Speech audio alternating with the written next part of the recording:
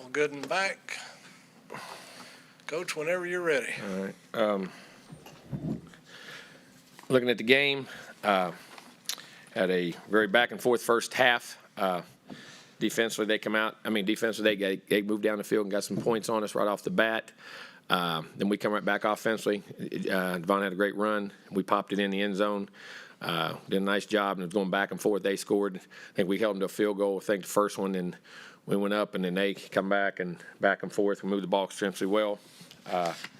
Defensively, they got some run and some boot plays, a couple play actions on us, and but we kept matching on offense and got back and had a great. They scored, I think, 4 out of 5, and had a great drive right before the half and got ahead.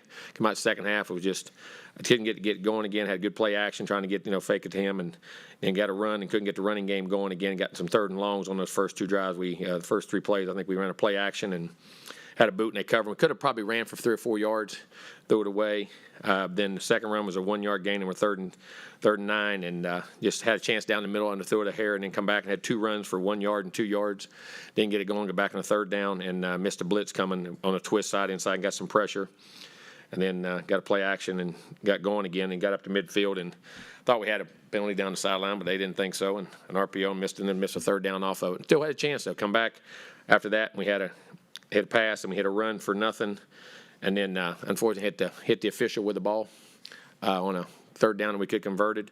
And then got another drive. It was 34-24. Got another drive down there that got to 30. Had a pass. Then we had a run, gained a yard.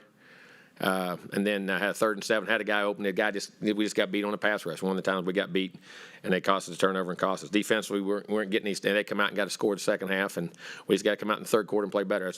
We got to get started the game better on offense. We got to get better start on defense, and then second half we got to get going again. We'll try to change some things up again in practice and get that going again. But we moved the football, did some really nice things there. Unfortunately, had the turnovers, trying to get back, and once we got behind in the time constraint, and then defense we got to continue to play the run. Got to press the holes, and then got to stay in the holes when we're in there. Once you're in there, you got to stay in them, and then we got to tackle better in space and do what we have to do there. But it was a good first half. We had a good position. Again, got to find those plays, got to find those inches, and get better. And got to line up this week and go play Auburn. Questions? Down front, Brett. You had mentioned after the game the other night that you had never had this many injuries and so forth. No. It's got to be more than bad luck, right? I mean, how closely do you examine strength and conditioning and what you're doing and so forth? Well, when you break bones, that's not strength and conditioning. When the knee goes, that's not strength and conditioning. I mean, your pulls, your hamstrings, those type of things. No, it was strength conditioning. We have an excellent strength conditioning program, and what we're doing is excellent. We stay the art, which we study across the country everywhere with the guys that are doing it, how they're doing it. We reinforce that, and it's being done that way. And so some of these injuries are, you break a thumb when you hit a helmet. You have a turf toe. That can be shoe related. That can be equipment related. We've had a couple. We have 2 guys out. We have 3 guys out, matter of fact, with turf toes. So you got things like that. You have a knee or a break ankle. Those aren't like strength and conditioning. Something like a torn bicep? That can be, biceps can happen. That's not strength conditioning. That can be, that's shocking it doesn't happen more often when your arms get extended and some of the situations you're in that situation.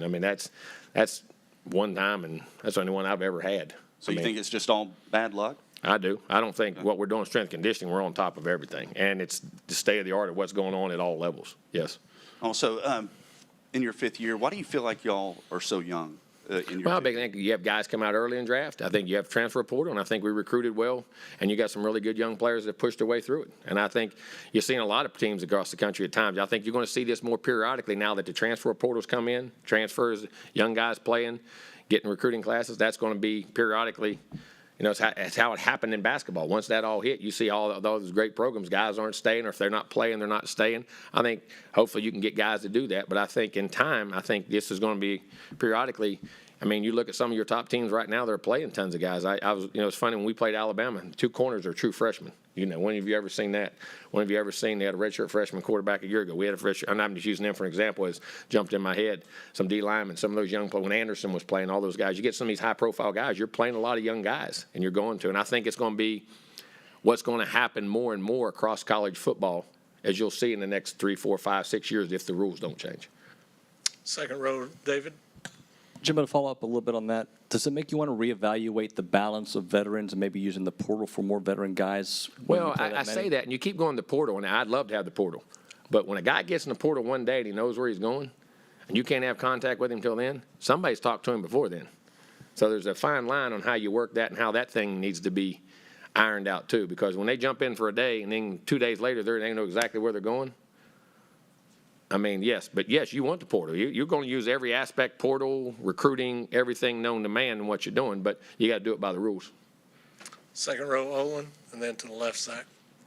And Jimbo, I wanted to ask you this. I guess that there was a silver lining to the issues this year is that you've had a lot of freshmen that are playing and getting experience. So my question then is, in this climate of college football today with the portal and everything, how do you intend to be able to keep this team together? Well, they've been very happy. We've had conversations about it. They're excited about where they're going, what's happening, the future, what you're doing, and we talk to them every day about it. Matter of fact, two of them come up today because I know we're short, but, man, we're going to be a good team. We can still be a good team this year. We like where we're going as a future. They like each other. They practice together and spend a lot of time together and unify. As crazy as that sounds, you worry about that all the time, whether you're in or not, but this team is a very tight-knit, very unified group of guys, especially that young group. And then I just wanted to ask you about guys like, do you feel like Antonio Johnson, where he is any chance that he'll play, and how much have you missed him? Well, you miss him. He's a great player, and you miss his leadership. But that's all based off his injury and trying to get back and where it's at. I mean, trying to get him back on the field, and he's working his tail off. Matter of fact, I just went through him right now. He was in the training room working his butt off right now.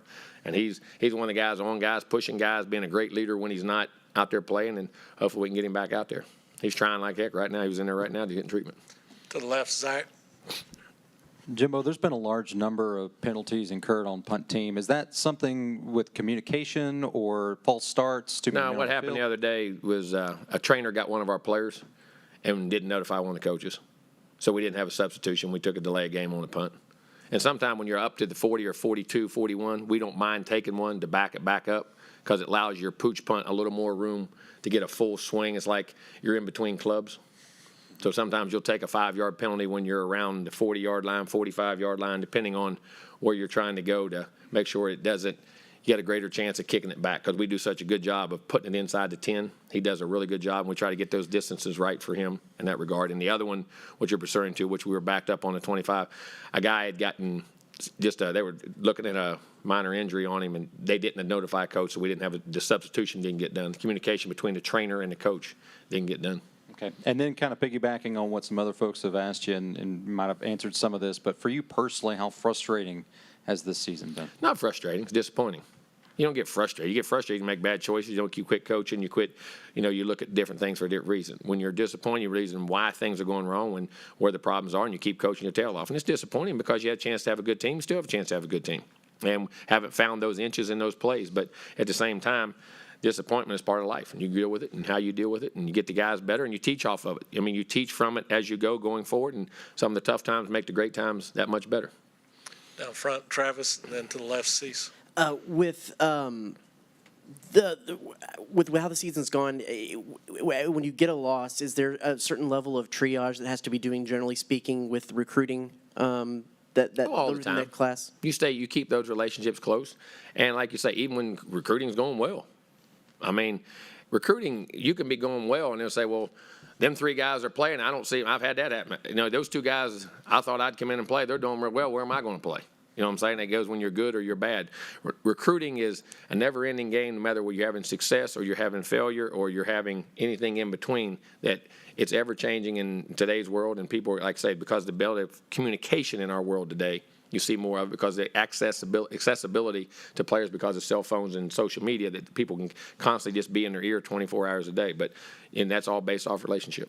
And what has Sam Matthews' journey been like to get to where he was last Saturday? Sam's busting his tail, man. He's done a great job on special teams. He busts his tail on everything he does, gives effort, toughness, has just the desire to be good and help his teammates in every way, shape, or form. It's great to see him get rewarded and do a good job. Is he? I know he has another year. He said, could be a candidate for another 12th man in the future? Very much so. I mean, he's on all the special teams and things he does, and he's guy's an athlete. He can run. I mean, he can really. You get in our GPS, he's up there with those guys in that top 5-10% of the guys on the team that can really run. I mean, he got good speed. To the left, Cease. So you guys over the flu right now is where you guys No, are I on wouldn't that, say on that. I wouldn't say that all the way around. There's still ramifications of it, but that's part of it. That's And the going. number one guy- I wish it was. I wish it was all going. And Wegman, most people wonder about the quarterback. What's his? No, he's good. They cleared him. He IVs all weekend, took all that stuff, and should be cleared to go today and practice. Approximately how many players do you feel you'll be out this weekend because of injuries? Because of you look at everything. It's hard to say. That's a good question. There's a lot of them that are out permanent, of, and then there's some other guys that are just day by day. And I don't have the list in front. I can't answer that, Cease. If I could, I would. I can't answer that for you right now, buddy. You talked about defense lining up and filling the holes and whatever. Have you reached a point at some areas, or maybe you just don't have enough talent this year to get things done? No, I don't think that. I definitely don't think it's talent, and I don't mean it's go. And just knowing how to apply your talent and when to use it and how to do it and do it every play.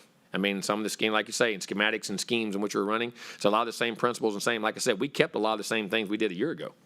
And how we're doing it. It's not, that part is not new. And we've added new schemes and new things to other packages, but we're still doing a lot of that part of it too. And just doing it consistently. I mean, it's just like sometimes when you're younger and in those situations, you'll do it 8 out of 10 instead of 10 out of 10, or 6 out of 10 instead of 10 out of 10, and how you do things. And understanding that's part of growing as a player, that you got to do it each and every play, and with the physicality. And then sometimes when you get down there in that physicality of holding that point, being able to to grind it out and be able to take on 2 blockers, take 1 blocker, that kind of stuff, and grind it out. Go back behind the lights to Tyler on the left. Jimbo, you guys going up against another team that can run the ball, another mobile quarterback, another great running back. You've seen it before in some of these SEC teams. Do you feel like you are better equipped, or does Well, we the have team more kinda know experience how to at do it. We've seen more film of it, and our schemes, we've been into it more than the things we do. And each team is different.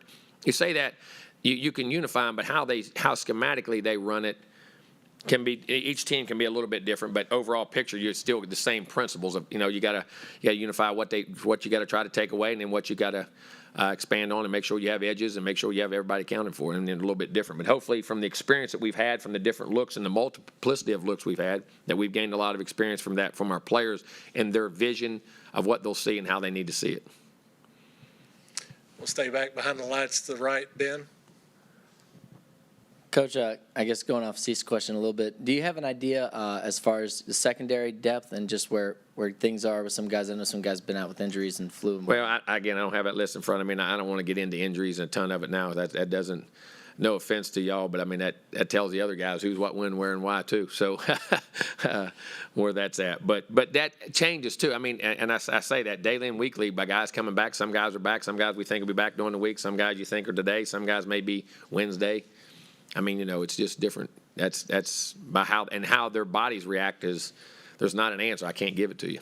I got you. And then when you look at especially stopping the run and what Auburn can do with some of the guys they have, just what do you feel like needs to get corrected? Well, first of all, it's Tank. I mean, Tank, he's one of the best backs, not only in the SEC, in this country. I've had great respect for him and the way he runs the football ever since I've watched him play. He's physical, he's tough, he's got great speed, can make you miss. Quarterback Ashford's so athletic and can move and can get on the edge, can throw it, do the things they do. The backs, I mean, there's a good group of them. And they get some heavy personnels. I mean, they're getting some, not always, some guys do it from spread. For instance, Ole Miss had it in spread and motion, and other guys get it in 2 or 3 tight ends and get the bunch sets and try to power you. And, they do a good combination of those things. Second row on the right, David. Jimbo, you've had a formula that's worked for so long, but is this the kind of year that makes you reevaluate everything top to bottom? We do that every year. I don't mean that wholeheartedly. I mean, we evaluate success, failures, what's out there, what's going on, what goes on. But then also you can see, too, why it works very well, too. So, I mean, speeds and timing and execution of all that. The key is execute what you do and know what you do and get your kids to understand it and coach them really well on it and put them in a good position for it. Down front, Brett. With everything going on, how bad do you need a win on Saturday night at Auburn? Well, you always need a win. You need a win every week. I don't know if it's any worse than any time else, because to me, I need a win every time I play. That's just me, and that's the way you got to look at it. And you can't say I need this win more than the other, because it makes you do things that are. You got to play the moment, play the game, get the results you want based off how you perform each and every week. I mean, the big picture, you can say that, but in our world, you don't look at that. You look at, what do I got to do to play well? What do I got to do to execute this play? What do I got to do to execute the next play? And how many plays in a row I can do it on and be consistent at it and make the plays that allow you to be successful to win the game. To the left, Cease. So as head coach, you never lost 5 in a row. So who or what do you rely on during these times? Experience, people you talk to or you know of, and your own guts and realization. And you look at why it happens. At the end of the day, when you call somebody for advice, what do they tell you? Well, I don't know. I ain't in your situation. When you really get down to it, why did you lose them? What's going wrong? And that's what, at the end of the day, it's what you got to go back to. You got to teach yourself. I mean, you look at history, and I always learned that history of losing games, you never let one become two. You never let it how it affects how you prepare for the next game, and then how you practice, build your team, and conceptually the way we're doing things. That's what I'm proud of our team. They're staying together. They're working hard. They believe in the things we're doing. They believe in each other, and you see that by how hard they play and the way they play. I mean, as far as from that, not getting the total results, but there's a lot of fight and understanding of how they're going about their business. And it gets back to, all right, why do we, and you show guys, all right, this is what we need to do, this is how we got to do it, and we evaluate, all right, should we ask that guy to do it, should we ask this guy to do it, or is there a better way to do it? I mean, those are constant questions that go on every week, whether you're winning or losing. That doesn't change, because everybody I've ever called for advice, not just on this, on anything, all right, well, tell me the situation. Well, I don't know, I'm not there. You know what I mean? Well, how's so-and-so? We need to have so-and-so. And that's great to have, but what they all end up telling you, you know what you're doing. You know how to do it. You've done it for a long period of time. Trust your guts. Trust your instincts. Trust your knowledge of what you do, and go back to the basics and fundamentals. Everything when you go in life, when you get out of whack, go back to your basic fundamentals. Remember God. Remember family. Remember the things you make good decisions for. Go back right now. Remember how to block. Remember how to tackle. Remember how to run a route. Remember how to read a play. Remember how to fit a run. And go back to your fundamentals and coach the heck out of them and believe in them. Travis, you'll wrap us up down front. Just to clarify, is Connor QB1 heading into the weekend? Yeah. It was Okay. Yeah. All right. Coach, thanks. Thank you.